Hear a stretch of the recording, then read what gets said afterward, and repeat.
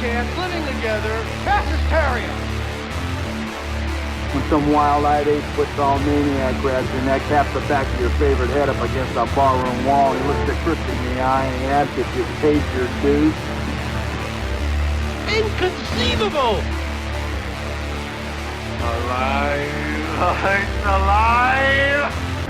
It's alive!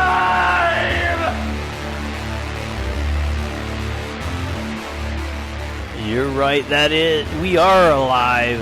This is Geek Public Radio right here on geekpublicradio.com. And you know what? Today is a first for the whole station. Surprise! We're here. No, today is the first time, because we've been uploading our podcast to Spreaker and that, into other locations. And today is the first time we decided to go live not only on the radio station, but we're live on Spreaker as well. So if you're listening to us on anything, just know that, we're on everything. That sounds really bad. Okay, yeah, that does. Let's dial it back a bit.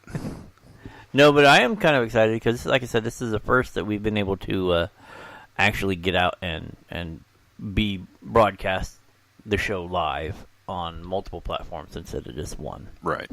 So this will be interesting, This is a test bed before that we let the other two shows do it. Right. Definitely one. Yes. I can edit the old-fashioned way. We might have to set up a delay for both of them, honestly. Right? But, yeah, so here we are. We're live for the first time. How are you guys doing? You can actually go to Spreaker.com and check out the live thing there. And I do believe, I think it posted to the Facebook that we're live on Spreaker right now. Oh, did it? Yeah. Oh, I don't know. You asked how everybody was. I started looking around. I'm like, I only see you, buddy. I don't know. I wasn't that drunk last night. Well, you never know. Maybe I was. So anyway. But yeah, the there is it is shared out on my page. I'm going to share it now to the GPR page, and so you'll be able to find us there too. But what we have on store for today, well, Gencon's coming up. We had talked about before that we were doing the live show from there. Mm-hmm. White Wolf will be in attendance. Mm-hmm. They will be actually having somebody come out and talk to us about the Vampire 5th edition, which will be awesome. So go out and, get your tickets. Kind of a little coup for us, isn't it? Oh, yeah. And then we started to look around. How many other within 4-hour drives. Yeah, we got a few game companies we can actually get out and try to get in contact with some of the other game companies who are nearby. So that'll be fun. Road trip. Yeah, right? Didn't we figure out that Chaosium was... yeah, we're going to go see north? Chaosium. They're up, I believe it was Illinois or... I thought that was Ann Arbor or something. Or no, you're right. It's Michigan. So, it's like, oh... So, yeah, we got that in the works. So, like I said, check out the event. Get your tickets early. The more people get tickets, the more people come out, the more likely that they will allow us to keep doing this in the future, and we can get other people on board and see a bunch of just new people and get new ideas and stuff. Yeah, we'll just keep the train rolling. Mm-hmm. So, on other news, we got Inconjunction coming up. Yes, we do. There, it's originally I thought it was June, but I think it's July. I want to say 13th, 6th. Oh, is it 6th? Yeah. Okay, well, I was off. At least I had the month right this time. Right, we thought it was like June 2nd, which was going to interfere with the Brewfest. Yeah. And well, you can't. We don't want it to interfere with the booze. No. No, we do not. Even when we suffer the consequences. Yeah, we're not going to talk about that. No, I'm talking about the stomach and the the headaches and the easy consequences. Yeah. But yeah, so check us out at Inconjunction. We're going to be doing our first live show from there, and actually tooling everything and getting everything right for Gencon. So It's our dry run. if you want to come out and be attend a smaller convention, it's not a small convention, but it's a smaller convention, and actually get to see some of what we're going to do live. Actually, before without having some of the special guests that we're going to have for the Gencon show. But it'll still be fun. We'll still talk about stuff. We'll still point stuff out that you might have missed in the event, and talk to people like Joe Green, who is one of the members helping put it together. So it'll be definitely a fun little thing. Come out and talk to us, because we're tired of talking to each other. Yeah. Anyway. So now we get into the meat of the matter. Well, we're going straight for the throat now, huh? Yep, we're gonna dig our heels into those who read the description. We're talking about Palladium tonight, and their failed Kickstarter from 2013 that's still causing issues and hasn't been able to pay out. Yeah, I really like Palladium, and I don't want to see them fail in anything. And the way that I look at it is, when it comes, as I understand it, the issue was production of the miniatures, correct? It cost them so much in releasing the very first phase of their Kickstarter stuff that all of the money that they raised is gone. Okay.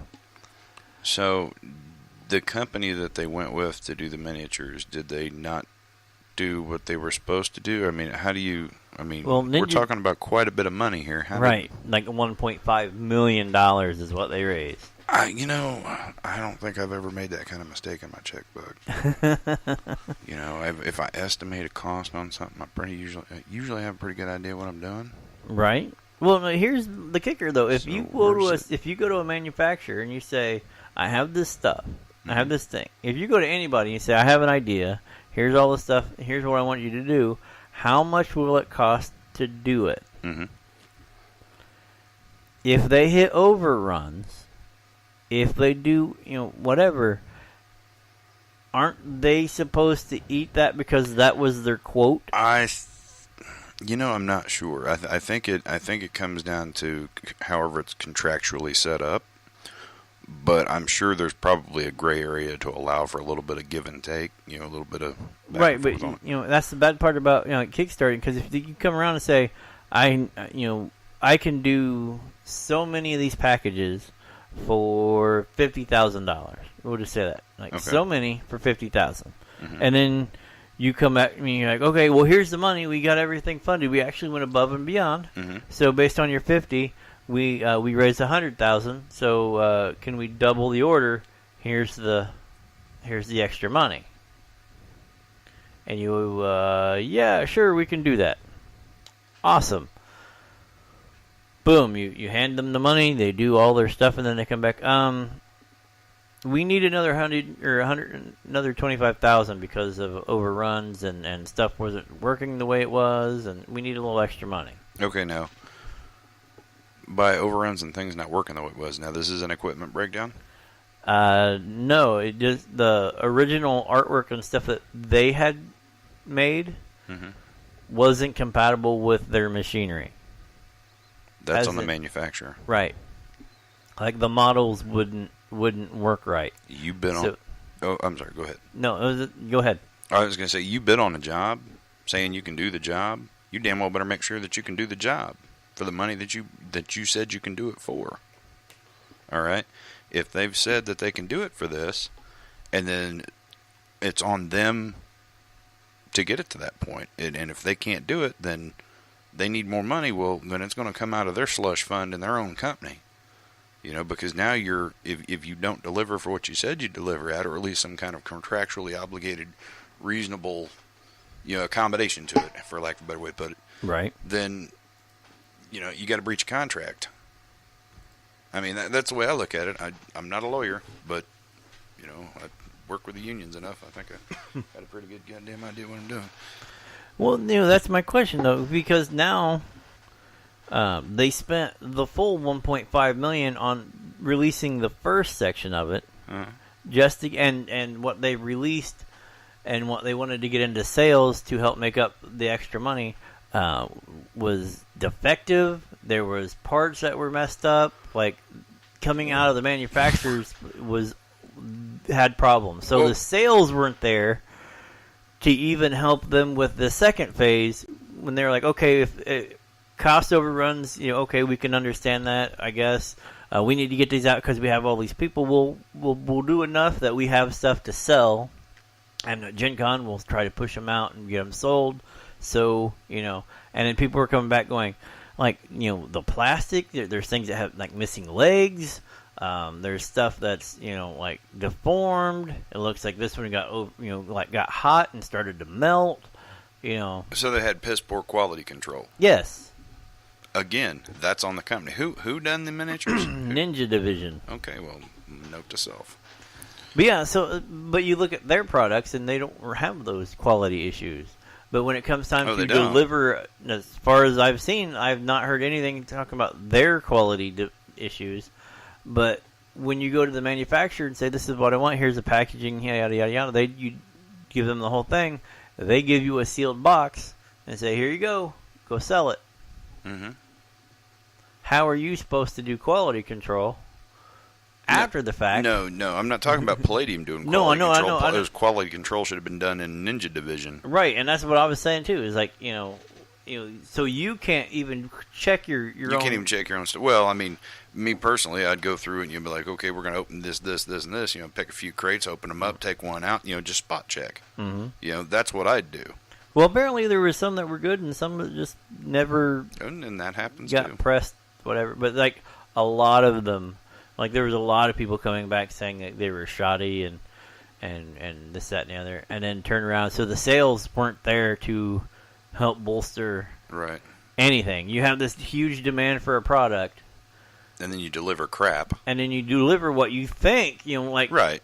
Being told, everything looks great. You're told that everything's 98% done, and like 2 years later, you find out they had to totally retool and redesign everything just to get it out. So now you owe them more money. Well, and then that's the thing. Okay, where did that money come from that they had to retool and everything for? Out of the Palladium's, out of the Kickstarter money. Negative. That's not what that money was for. Negative. Well, that's the only money they had. They said, well, where did Ninja Division, or what was it, Ninja Division? Okay, where did they come from? What have they done before? Did they exist prior to this arrangement? Did they make Kia cars? I think they did, but I'm not sure. They do like little. I'm telling you, this sounds like some fly-by-night shit. Like you see the couple of the minis up there, the little ones. Yeah. That's kind of what they do. The anime-looking, cartoonish. Oh, okay. That's not a Ninja Division, but that is similar to what they do. It's not them, but it's similar to what they do. Yeah. So, I mean, we're okay. In this day and age, when there are a lot of companies out there that can do big runs of small game pieces and whatnot, right? At miniatures and the whole 9 yards. Well, then my next question is... Oh, go ahead. No, I was just trying to say, how are you stuck with the one people who don't seem to give a care and are not financially responsible for anything that, because they're going to end up bankrupting a tentpole RPG company. Right.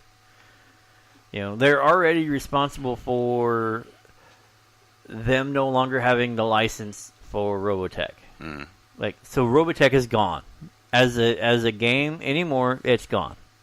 Yeah. Get what you can out of the shelves and what that, because they don't have the license no more. Somebody will bring it back, but it'll be a while. Especially with the way Harmony Gold's acting right now. Which brings us to another thing, I guess, in regards to Robotech and all that. They've done this Kickstarter, so how liable do you reckon Palladium actually is for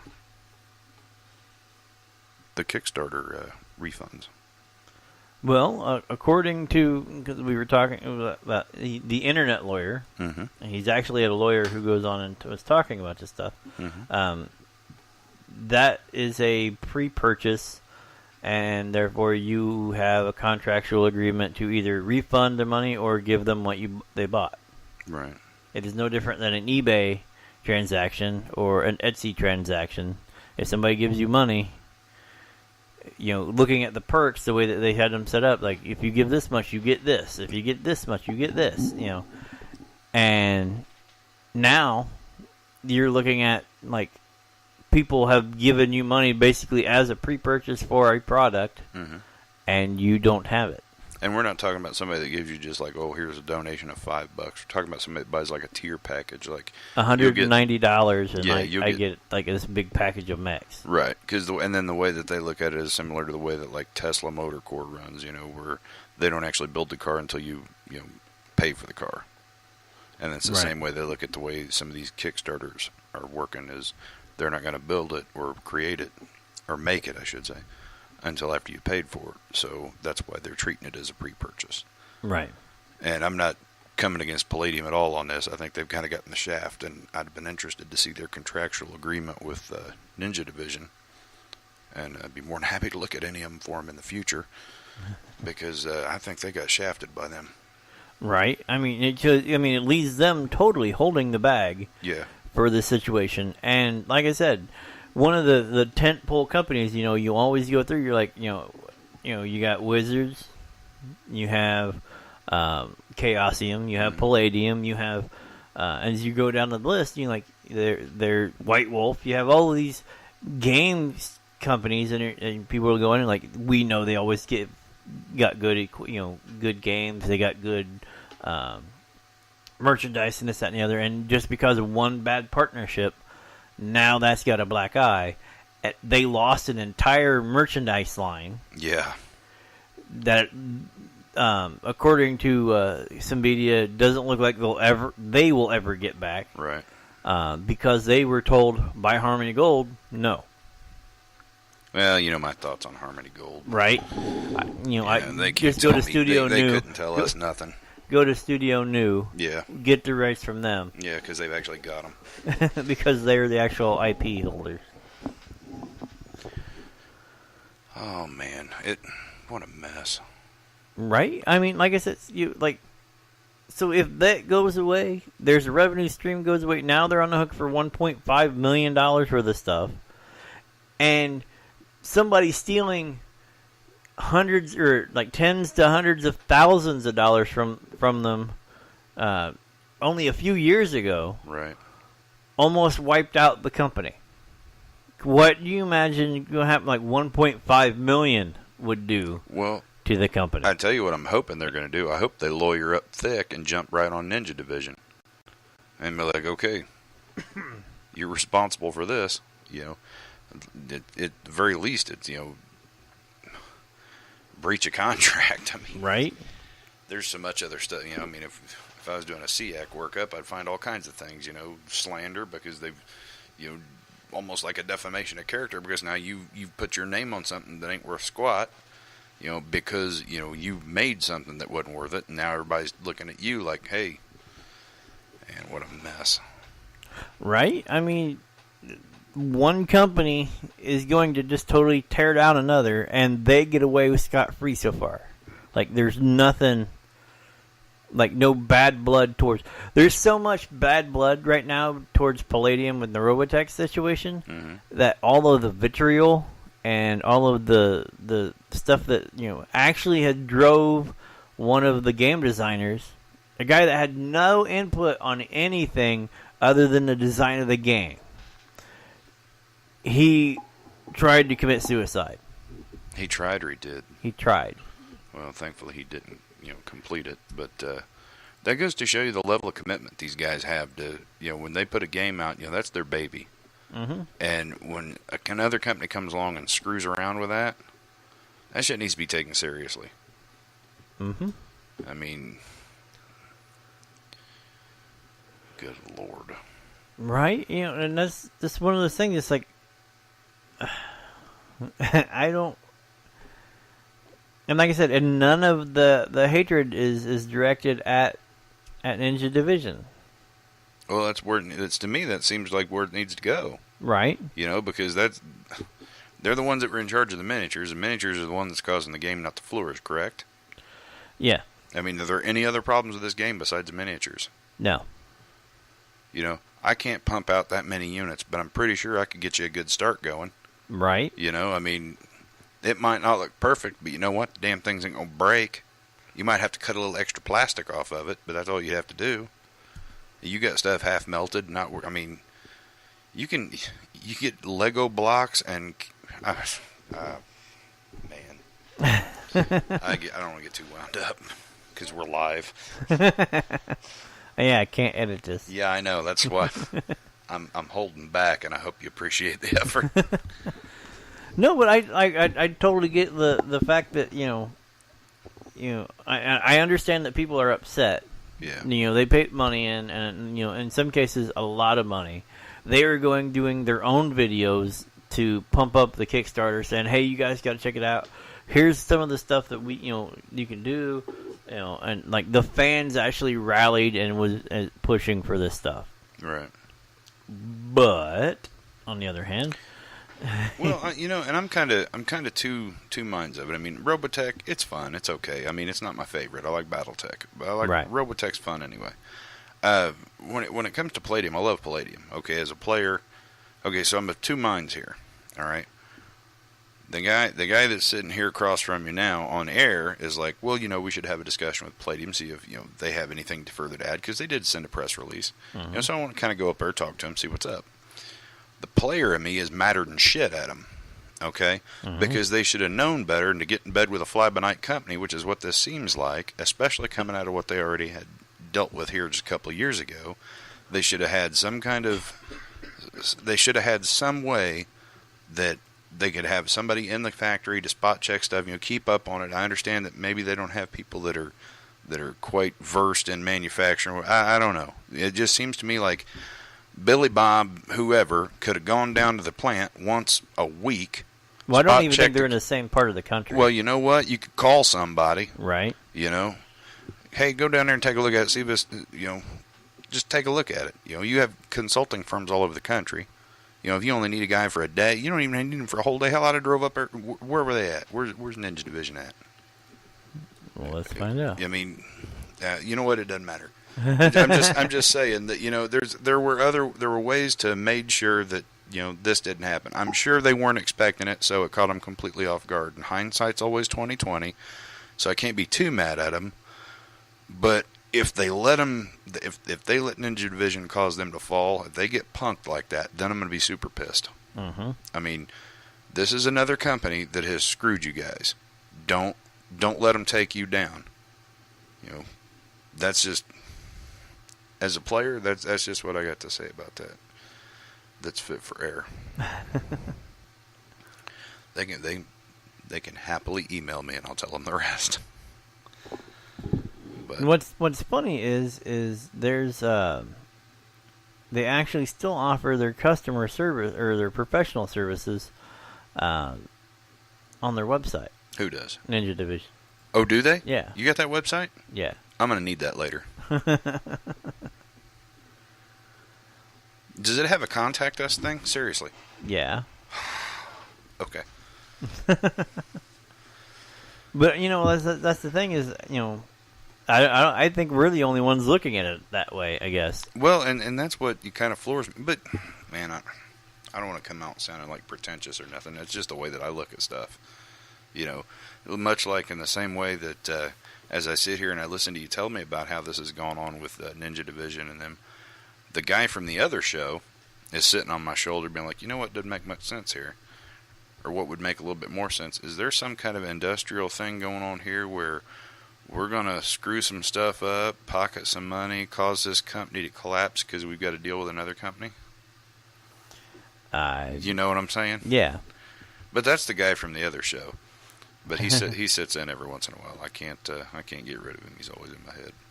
So yeah, like imagine like $35,000 to get the initial sculpts and the 3D renders, like the whole modeling stuff. Mm-hmm. $35,000 to get those, and then to turn around and go. No, just for the whole package. How many? It was like the whole lineup, like Okay. all of their different Robotech things and their Veritech flyers and whatever. Seems kind of high, but I don't know what prices are going for on that, but all right. And then they all had to be redone. Okay, when you're talking about the renders and stuff, you're talking about like computer-aided drafting, like Yeah, like what you would plug into the program in order that to starts with a wireframe and then goes to yeah. Okay, and then that's the stuff that would transfer to like the CNC machines and things like that. Mm-hmm. Okay, all that stuff had to be redone? Mm-hmm. Why? By hand. Why? Wait, had to be redone by hand? Uh-huh. Why? Or by hand from scratch. Why? Because they were not compatible with the manufacturing process that Ninja Division has set up. Okay, so they had software that wasn't compatible with their computers or their machines? Is that the gist of the... Or are they not really being specific? It's not really being specific. Okay, It well... said it had to be... That's pretty damned important. Right. Okay, if you use a... Okay, so it's the software that Palladium used for the renders, or the software that... I don't think... That's the thing, is that was something else that was hired out, either by Ninja Division themselves Okay. or another company. Okay, well, the other company... All right, whoever done the renders, would that have been subcontracted by Palladium, wouldn't it? Maybe. It depends, because it could also have been they go to Ninja and say, we want to do, you'll need these, we can do it, or we have, we know people over here that can do it. Well, you'd think that Palladium would have just been able to, like, here's some pictures of different angles, here you go, and this is what we want, and then it would probably have gone to Ninja Division, but you're right, not knowing for sure, now it leaves a little bit more contractual gray area as to who's really at fault. So I'll, like, step off of Ninja Division's head, but leave my other foot firmly on its throat. Let's say, because they're still the ones that delivered shoddy product, Yeah. and, completely killed the buzz that was around this thing, so they couldn't even afford to, finish getting the other stuff. Mm-hmm. And then on top of it, you're looking at they needed another 625,000 to do the rest of it. That's what they needed to just finish out the Kickstarter and whatever. And Symbedia could not get anybody, like any partners to come in, like investors to come in and finish the thing. Because, one, it was so much, whatever, there's so much stuff out there, nobody wants to partner with them. The stuff was so bad, nobody sees a profit margin because of the poor workmanship and, the negative press, that it just, that was the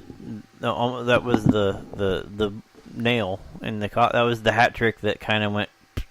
Right.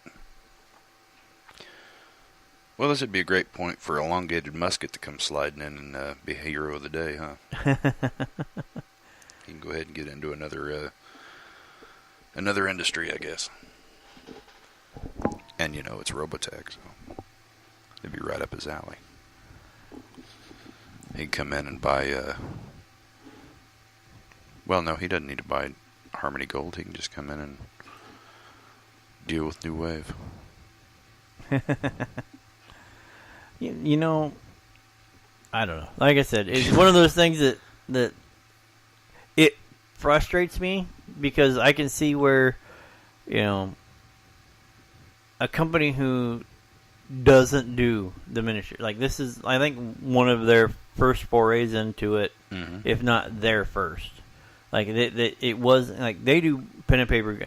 You do this, you put it out, you give it to your printer, they print it, they bring you back books, and you're done. Yeah. Done.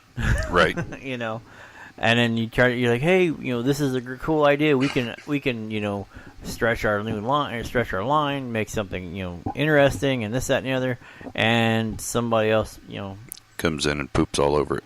Right. Mm-hmm. You know. Yeah, and it turns them off of ever doing a miniature type anything again. Right. Because, you know, and rightfully so. I mean, yeah, I wouldn't. I wouldn't blame them a bit for not wanting to do it again. I think they should give it another chance. But, you know, at this point, they're also in self-preservation mode because of the money that, you know, is out now. Right. So. And the fact that, you know, they have to turn around and if everything fires off, like, you know, they're going to be responsible for paying all that stuff back, or now they have, they're talking about, we can send you what we have type deal, you know. Mm-hmm. It's like a buyout program. But you have to pay like high shipping or whatever. Yeah, and I think there's a paper you have to sign that'll opt you out of the any class action lawsuit too. Right. But, you know, and how many of the fans are going to do that, though? I mean, I don't know. And it looked interesting because the whole game concept was like BattleTech, but with Robotech. Right, right. You know, and it was just like, that's kind of cool. You can actually have like the whole fighters and the whole, you know, this, that, and the other, and it was just like, that's nifty. I kind of like that idea. I like some of the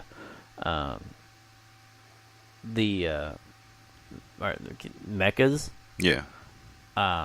You know, like the cycles or whatever that turn into others. You know. Yeah. Those things are like pretty. You know, like Gundam style armors or whatever. Mm-hmm. And you know, I was like, yeah, that would be cool, but, again. Right. It just is where we are right now. I mean, I don't know. It's a mess. It is a mess. It's a shame to see it happen, but. So that means that falls another Robotech license too. You know, that's another kicker for me. Is now, you know, the revenue, Harmony's goal is going to go after everybody to make up for a revenue stream that they had for the last 30 years. I don't think people, you don't understand, like, that's how big of a deal it is for them losing the thing. They've had it for 30 years. Yeah. They were the only ones that had the license to do a Robotech RPG. Mm-hmm. Even though we've talked ad nauseum that, you know, Harmony Gold didn't have the ability to do all that stuff. Mm-hmm. But at least from the paperwork that we were, you know, tracked down, was they were only licensed for the Macross series. Right. Just the distribution of the Macross series. 3 movies. Right.